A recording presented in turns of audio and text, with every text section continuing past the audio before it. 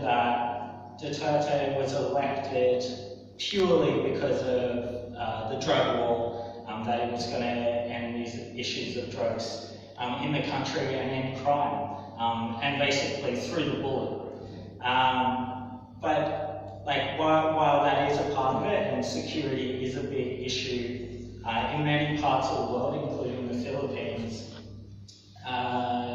there's also a lot of other things that he was actually putting on the table. As we've seen, the peace talks that are happening with the National Democratic Front, the prospect of jobs at home for OFWs, because he was from Mindanao, there was a prospect of federalism, so breaking up the power of Imperial Manila. I'm sure many people here are kind of familiar with some of these things. The campaign against contractualization, so after 6 months they can basically sack you and re-employ you. I met with people that have been in their jobs like 10 years or more, and every 6 months they're like starting a contract, so they don't have any rights in their employment. So basically all of the strikes have been, over the last number of years, have been around this issue of contractualization in workplace after workplace. They confront the same issue. The land to the peasants, so this campaign for genuine land reform has been going on since colonial times in the Philippines. But it still goes on today, and Duterte did raise his head and say, well, I'm going to give land to these peasants. I'm going to break up this system that exists in the country. Also, with his fiery rhetoric against the US, there was a prospect that this may be a leader who cuts himself a bit off from US policy, and as we know, the Philippines is one of the closest allies of the US. So yeah, and along with the peace talks, freeing political prisoners, but also just something new, because they had seen the years of Aquino, as I've kind of gone through those slides before, about like the human rights situation, OFWs continuing to leave the country, the economy like stagnating and only being made up for by remittances that are sent home by OFWs. This has created a situation where like people wanted something new, and we often see with leaders that like people aren't voting for something as much as they're voting against like the previous leaders in the country, and there is definitely an element of that with Duterte. But as we see from this cartoon, which was recently created, I think that was Manila Today, a lot of the aims, the original aims of Duterte have kind of been lost, especially in that issue of the drug war and of the all-out war and the restarting of the counterinsurgency program since earlier this year. A lot of effort's gone into that, and it's kind of missing the bigger issues that could resolve the real question, not looking for a quick fix solution. Okay, so when I went to the Philippines, my trip was organised over there by Bayan. So before the start of last year, if someone said to me like Bayan, Makabayan, all of these organisations, it's like, tell me how they're structured, what they do, I would have had no idea at all. And it was only through this process of, I think it was, seeing the Philippine-Australia massacre, the aftermath of that, the election, so learning about Kabataan party list and the Makabayan coalition in the Congress. And looking a bit before that, I just have this memory of like going to meetings about the Philippines and asking the people at them that were from other groups in the Philippines, like, oh, were you involved in that like Lakbayan, which was like an indigenous convergence at UP Diliman? Because I just saw these things and I thought it looked really good. And they're like, no, that's not our thing, that's those other people. So I was like, well, I need to find out about these people. So Bayern is an umbrella organisation, so it's very different than a lot of the left groups in Australia, in that it's a multi-sectoral coalition. So basically it organises, so you'll have like women's group, youth groups, LGBTI, fisher folk, government workers, health workers, migrants, church, human rights advocates, Indigenous people, artists, urban poor, scientists, computer professionals, public transport, peasant women, and there's others too. And they will all have their own their progressive organisation, and all of those organisations will come together, and they will decide as one big organisation how they're going to like strategize more generally. So each organisation will have its own like key issues. So like if I'm a scientist, like I want to campaign around like more jobs for scientists and more research and development, and there's like a lot of other issues that are specific to your sector. But then you want something much more broader because you have a progressive vision for the country. So you work with other sectors to actually build those campaigns. But at the same time, like you can be one inside what you're most interested in, which kind of was interesting to me, being a part of the left in Australia, where you're part of a homogenous party. You go out, you basically, everybody in the party, no matter where they come from, they do exactly the same thing. They sell the newspaper, they hold a public meeting. It's like very, very different way, and it kind of made me very interested to learn more. I started to read more, and then I obviously have been over there now. So yeah, this Bayern is those organisations, so like the street movement, and Market Bayern is the congressional movement. So in Congress, Market Bayern has seven representatives in the House of Representatives in the Philippines. They are elected as part of a partyless system, so it's quite unique in a way for a capitalist country anyway, that there's a part of the Congress where underrepresented sectors can win seats in that. So, for example, in the Market Bayern bloc, there's like a teachers' party that has 2 seats. There's a women's party that has 2 seats. There's a workers and peasants one that has 1 seat, and a youth representative that also has 1 seat. And then there's one more general one called Bayern, which also has 1 seat. Okay. So yeah, all of these organisations are part of a much broader movement across society, which is sometimes called like the National Democratic Movement. And what they believe in is that the Philippines is basically a semi-colonial, semi-feudal state. So what they basically mean by that is that the Philippines is very much semi-feudal in that they have these colonial land systems which haven't been divided, and also the semi-colonial because their whole industry is basically dependent on that colonial underpinning by the US and other countries, as I'll kind of explain it more as we go. So in these coalitions, they work together.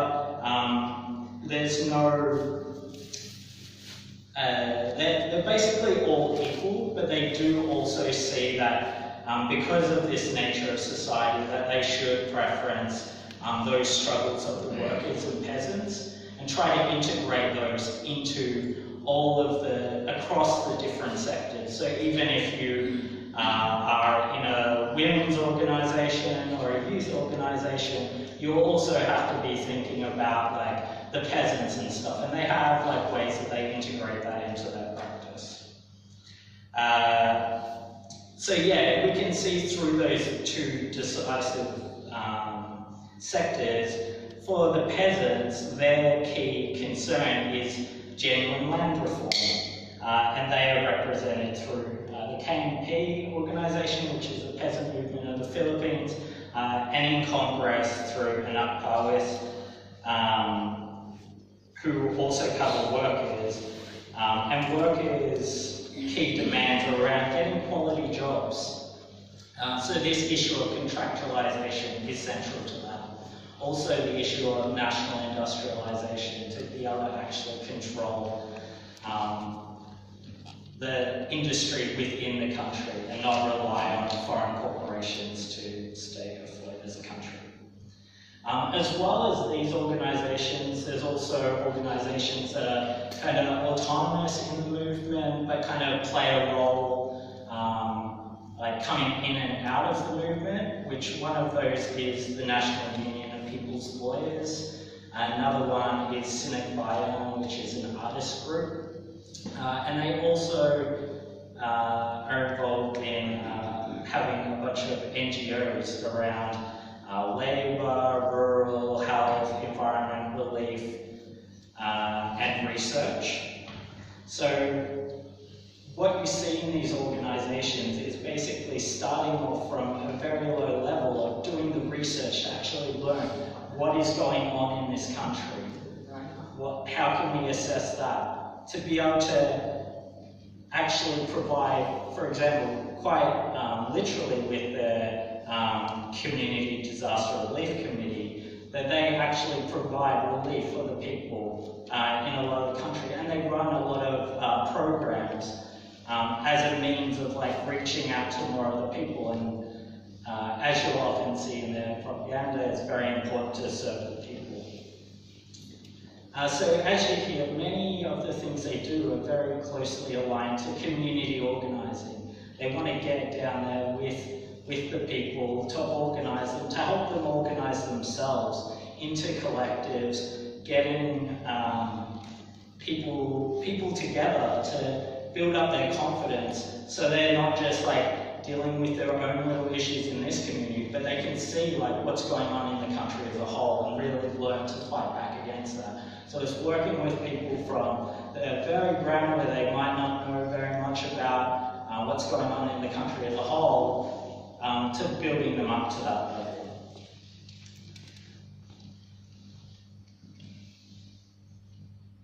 Okay, so when I was in the Philippines, this were a bunch of the groups that I met with during that time. As I was talking about the workers, they have KMU, which is the May First Movement, Peasant Movement of the Philippines, Karapatan is a human rights organisation, Rise Up is a new organisation that campaigns around the drug war and impunity against that. Anak Pawis is the main youth organisation, National Union of Students of the Philippines, which they also have control of, which controls all the student councils across the Philippines. The College Editors Guild of the Philippines, so they get a lot of people into the movement that are writers and journalists, and a lot of them come through this process. But if you go and look at who is in the media, even the mainstream media in the Philippines, a lot of them have been introduced to the movement already by this organisation here. League of Filipino Students, same kind of thing on campus. Cordillera People's Association is in the north of the country, majority indigenous part of the country, so they have their own organisations there that organise basically in a way that upholds their right to self-determination. Gabriella is the women's organisation. Okay. So firstly, I met with the KMU, and we went to Southern Tagalog and in Cabuyao, Laguna, and this issue of contractualization was really central there. As I'll just explain,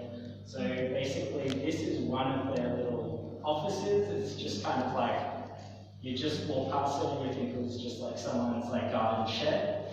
But they're in there doing very serious radical trade unions, not just in the middle of the community. Like you can hear on one side karaoke belting out from like 8 AM in the morning, like children doing karaoke. On the other side, just all like roosters going on. Like, it's really good to get outside Metro Manila and really see the rest of the country, because yeah, very, very quiet in a lot of ways, except also those sounds.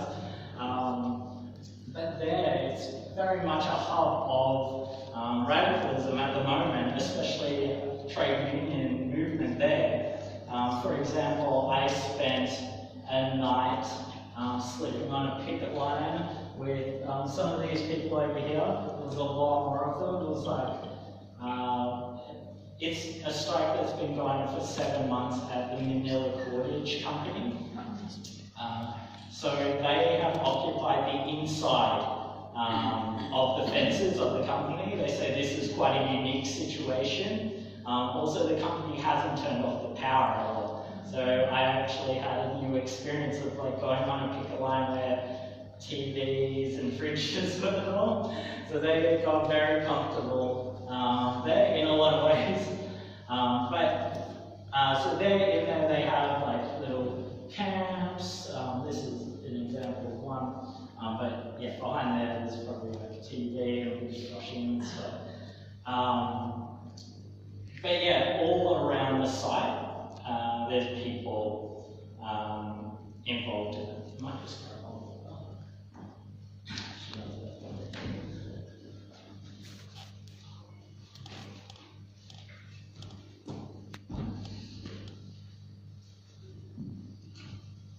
So yeah, 7 months.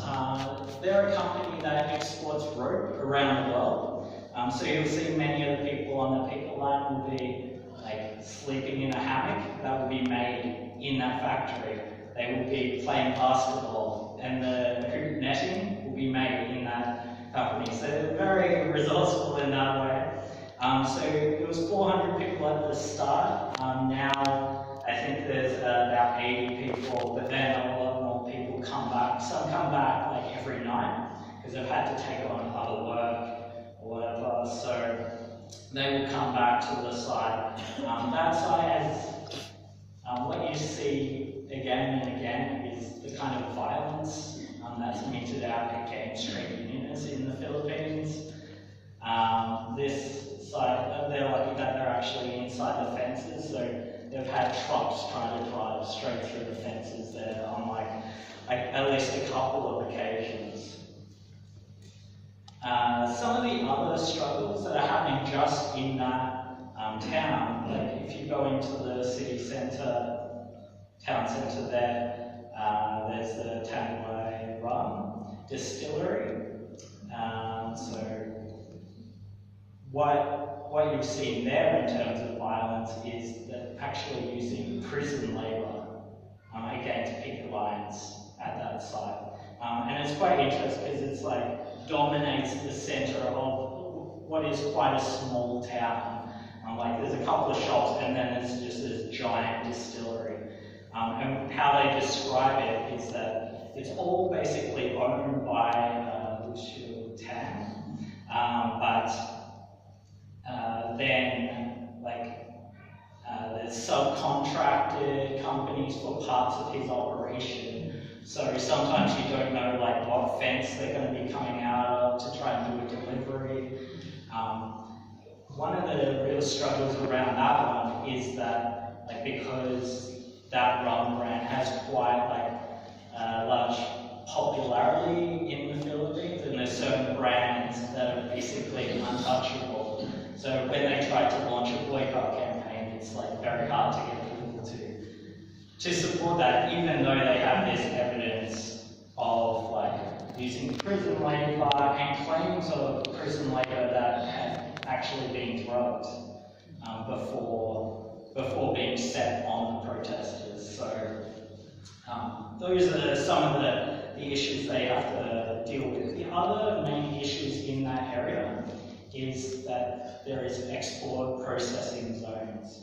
So So basically you have areas that, like a special economic zone in another country, so a part of a country that doesn't really belong to that country anymore. A company and with a free trade deal has made a negotiation that this piece of land is really no longer the Philippines, and in this case it's a Japanese company,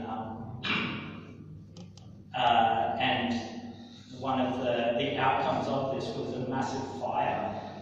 The company's name was HDI.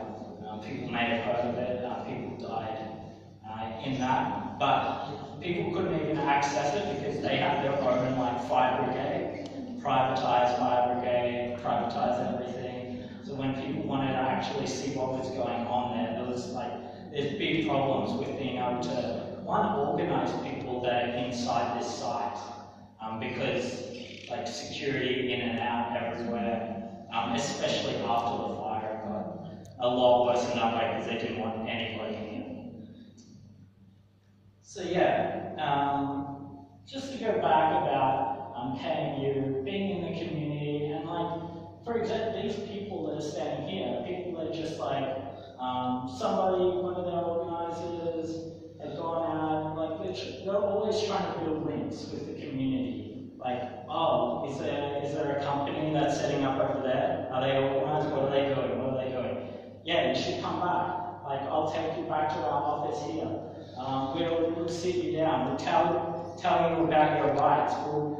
But then we can also expand that about like what's going on in the country as a whole and stuff. So these are the processes that are going through every single day. One of the things I found in the Philippines is that to be an organizer there, you have to have like a lot of patience to be able to sit down and have those really long conversations with really drawn out, where people would just be like sitting back, like on their chair, just like thinking for like ages, and not in a kind of like aggressive. Like people are generally not that aggressive in these kind of things. They're just like there's often things that they haven't actually thought of, like as people, and that's even when I met with like barangay captains, like council, people on councils and that kind of thing. Okay. So yeah, this like in the community. When I was in Southern Tagalog, they also took me to one of their worker education organizations, and like as soon as you walk in, there's people that's like, oh, this person's from that factory, this one, and there's like our local radical priest, there's our like lawyers and stuff. So you see that the church often has a place to play like in the movements there, because the Philippines is like a very Catholic place, and even in the movements, like people like at least have to say they're Catholic, even if they've given up those ages ago. And outside of the site, as you can see, they put a very optimistic banner up there telling the National Police and the military to stay 50 meters away from the picket line. So, yeah, we'll see how that goes. Okay, so peasant movement of the Philippines went up to Bulacan. So this was like 2 weeks before the Occupy Bulacan movement that people may have heard of. So what they were struggling around there was against the MRT. So they're putting the train system to go to this area, which sounds good on paper because it's like they have access to a train that's like very convenient or whatever. But if you look at how like access to public transportation causes gentrification in any part of the world, you can see like in this area where there's a lot of peasants like tending their land and stuff, and then this company decided, which was San Miguel, helped fund this train line with their own motives in doing so, because then they would be able to build up their own places all around it. So building up estates, putting their SM malls in there, turning from the countryside into something very different. And right now you're seeing the two kind of like right next to each other, which was shown in the Occupy Bullock campaign. But when I was with these people staying in their homes and stuff, they were talking about, yeah, these issues, and like they were basically raising, like taking down all the trees, like flattening all of their lands, that they had basically made very productive over a long time.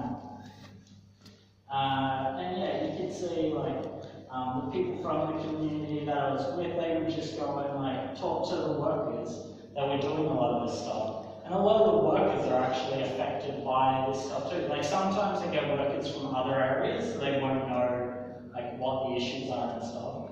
But some of these workers, because they were like very, very poor, like these workers that were carrying like huge timbers on their shoulder, like up hills. So it could be like, so they could make more profit out of these timbers. Like, it's basically piecework kind of thing. So that's, yeah, this is the thing. And these organisers in the community that are part of, that became a part of the KMP through like networks. So somebody hears about, like there's this peasant movement, they can help you organise and stuff, and they pass it on to their friend, and this kind of like leads to people getting involved in it. Like some of these people, like this woman here is involved in Amihan too, which is a peasant women's organisation. So when I was at their house one night, they had quite a like long conversation that I was getting like little bits of, and got the full briefing later, where they were talking about the perceptions of contraception in their community and how they deal with these issues in their community. So as women from a specifically peasant communities and their particular issues they face. Okay, and one of the things they always talk about is that like they join this organisation, but then that opens them up to like learning all about like the country as a whole, to understand it, but also the kinds of support you can get from other sectors. So they've had like workers, they've had like fisher people come out and support them, they've had people from all different sectors that have gone out there. There's been students that go out there to learn about their struggles. Like as I was talking about those College Editors Guild of the Philippines, they will go out to like places like this to integrate with these people and learn about their struggles. Like a lot of people who go to university, they may not have grown up like this, and they may have grown up in fairly like middle class conditions, so this can be like very eye-opening. But it also makes people very committed to being part of the movement because they understand what they're fighting for when they see like these people and their struggles. So we'll move on. Okay, hashtag Occupy Bullock.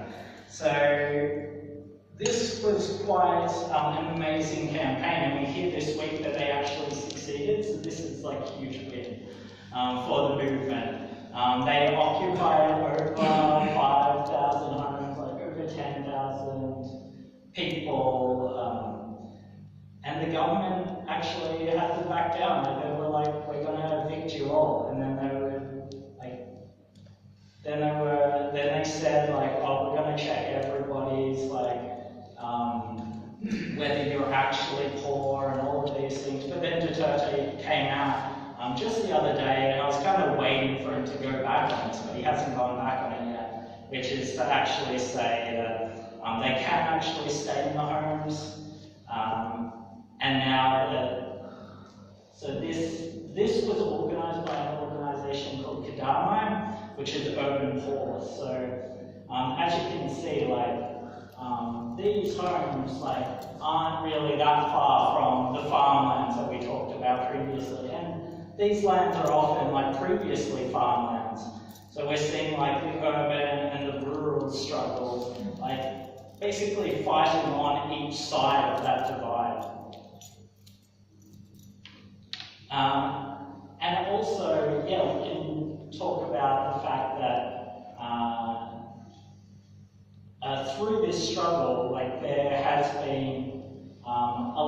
of support from the movement, like getting out there. On my first slide, it was basically the huge crowds of people at a cultural night, and a lot of people from the cities went to this area to celebrate that victory with the people there. And now they're looking at how they can expand this campaign. Like, they don't want it to be a one thing. They're already talking about like another 4,000 houses. Like, they've done a lot of research.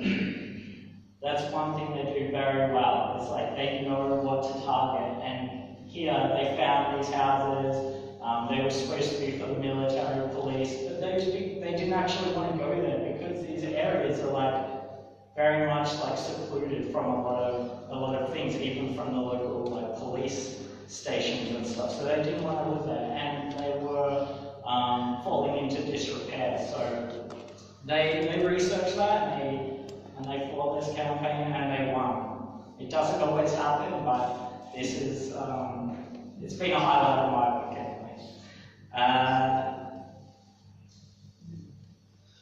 Okay, so I want to talk a bit about the